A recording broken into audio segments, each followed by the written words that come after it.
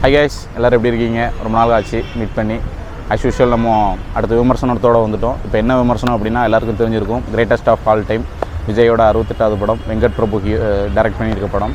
ஆக்சுவலாக படம் எப்படி இருக்குது அப்படிங்கிறத நம்ம பார்க்கலாம். படம் ஓவராலாக படம் பார்க்கும்போது ஒரு ஹோல்சம் எக்ஸ்பீரியன்ஸ்னு நம்ம சொல்லலாம். நீங்கள் மங்காத்தா பார்த்துருப்பீங்க, வெங்கட் பிரபுவோட நிறைய படங்கள் பார்த்துருப்பீங்க. அதில் ஆக்சுவலாக என்ன பண்ணியிருப்பாருன்னா நம்மளை வந்து என்கேஜிங்காகவே வச்சுருப்பார். அது வந்து சத்தியமாக அதில் இருக்குது. அதனால் எல்லோரும் கண்டிப்பாக போய் பார்க்க வேண்டிய படம் அப்படின்னு நான் சொல்லுவேன். என்னென்னா அந்தளவுக்கு உங்களுக்கு ஒரு என்டர்டெயின்மெண்ட் ஜாஸ்தியான படம் அது.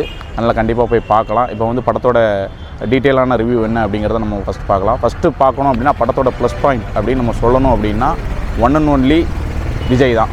படம் ஃபுல்லாக வியாபிச்சு இருக்கார். ஆக்சுவலாக என்னென்னா 2 கேரக்டரில் நீங்கள் ரிவ்யூவில் இதில் ட்ரெய்லரில் பார்த்துருப்பீங்க.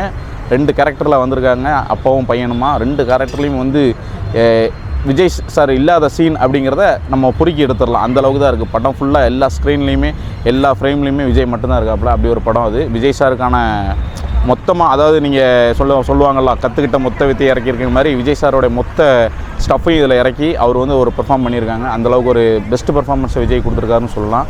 எல்லா சீன்லேயுமே அவர் தான் இருக்கார். நமக்கு ஒரு இந்த இடத்துல விஜய் நல்லா பண்ணலை, அந்த பெர்ஃபார்மன்ஸ் வைஸாக நல்லா பண்ணலை அப்படிங்கிற பேச்சுக்கே இடமில்லாத அளவுக்கு ஒரு பெர்ஃபார்ம் பண்ணியிருக்காங்க. அதுக்கப்புறம் அப்படி பார்க்கணும் அப்படின்னு சொன்னால் வெங்கட் பிரபு தான் 2வது ஹீரோ அப்படின்னா வெங்கட் பிரபுவோட டைரக்ஷன் என்னென்னா நம்மளை நம்ம ஒரு படம் பார்ப்போம், இந்த இடத்துல லேகாக இருக்குது, அந்த இடத்துல லேகாக இருக்குது அப்படின்னு சொல்ல முடியல. ஆனால் படத்தில் எப்படி சொல்கிறது அப்படின்னா நம்மளை ஒரு ஆஃப் ஃபேக்டர் வந்துக்கிட்டே இருக்குது. அடுத்து ஐ நல்லா இருக்குது நிறைய சர்ப்ரைசஸ் வச்சுருக்கிறாங்க. அது வெங்கட் பிரபு நம்மளை ஹோல்ட் பண்ணி வைக்கிறாரு சீட்டில்.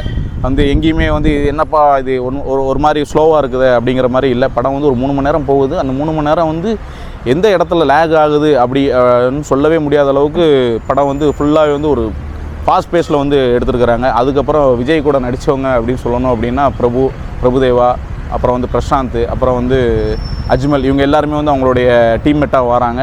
அது ஒரு நம்ம சில படங்கள்லாம் பார்த்துருப்போம். நீங்கள் நிலாவையை பார்த்தீங்க அப்படின்னா அதில் ஒரு 4 பேர் இருப்பாங்க. விஜய் கூட சஞ்சய், பாலாஜி, தாமு அப்படின்னு சொல்லிட்டு. அதே மாதிரி இதுலேயுமே அந்த 4 பேர் இருக்கிறாங்க. ஆனால் அவங்க ஹையர் ரெண்டுக்கு அப்கிரேட் ஆகி போயிருக்கிறாங்க அப்படிங்கிற மாதிரி சொல்கிற அளவுக்கு நமக்கு என்னென்னா ரொம்ப நாள் ஆச்சு இந்த மாதிரி ஒரு படம் பார்த்து. இப்போ சமீபமாக நம்ம சில படங்கள்லாம் பார்த்துருப்போம்.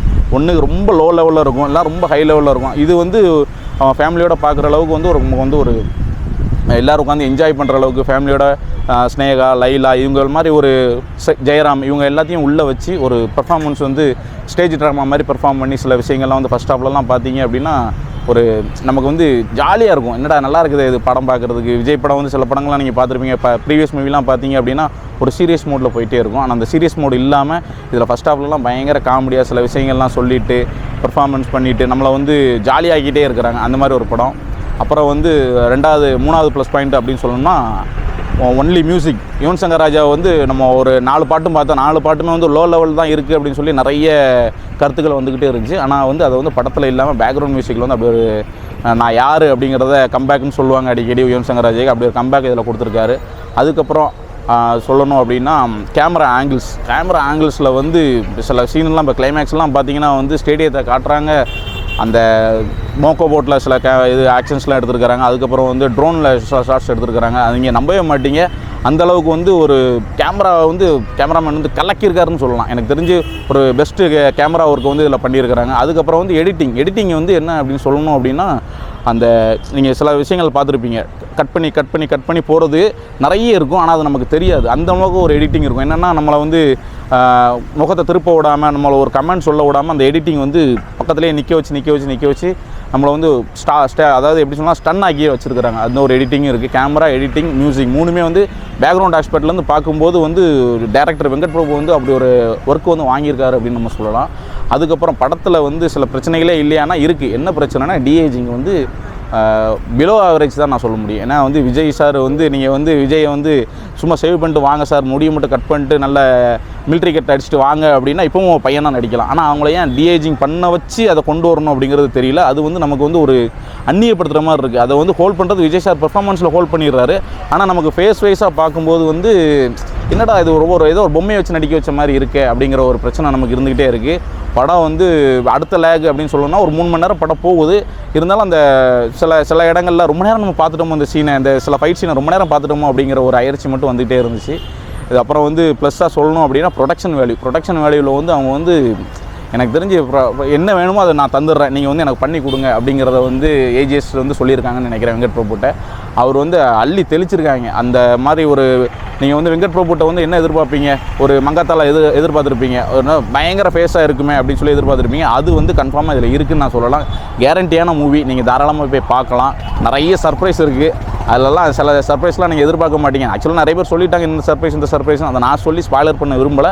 நீங்கள் படம் பார்த்தீங்கன்னா உங்களுக்கே வந்து இப்போ படம் பார்க்குற நம்ம வியூவர்ஸுக்கு வந்து இது அந்த ரிவ்யூவில் இல்லை, ஆனால் நம்ம போய் நீங்கள் இந்த ரிவ்யூவும் பார்க்காம இந்த ரிவ்யூ மட்டும் போய் பார்த்தீங்கன்னா உங்களுக்கு வந்து அந்த இது நல்லா இருக்கு, இது இந்த கேமியோ நல்லா இருக்குது, இந்த கேமியோ நல்லா இருக்குது அப்படிங்கிறத வந்து நீங்கள் உணர்வீங்க. அந்தளவுக்கு ஒரு வேல்யூவான படம். நான் சொல்கிறேன்னா ரொம்ப நாளைக்கு அப்புறம் ஒரு ஃபேமிலியோட போய் உட்காந்து என்டர்டெயின்மெண்ட்டாக ஜாலியாக உட்காந்து பசங்களோட பொண்ணுங்களோட அப்பா பையன் பொண்ணுன்னு போனீங்கன்னா கூட யாருக்குமே முகம் சுளிக்காமல் இருக்கிற அளவுக்கு ஒரு வந்து யூ சர்டிஃபிகேட்டான படம் அந்தளவுக்கு தான் இருக்குது. தாராளமாக போய் படம் பார்க்கலாம். எல்லாருக்குமே ஒர்த்தான ஒரு வாட்சாக இருக்கும். கண்டிப்பாக போய் பாருங்கள். அப்புறம் வந்து வீடியோ பிடிச்சிருந்தால் லைக் பண்ணுங்கள், சப்ஸ்கிரைப் பண்ணுங்கள், கமெண்ட் பண்ணுங்கள், பெல் ஐக்கான் மறக்காமல் ப்ரெஸ் பண்ணுங்கள். See you, bye.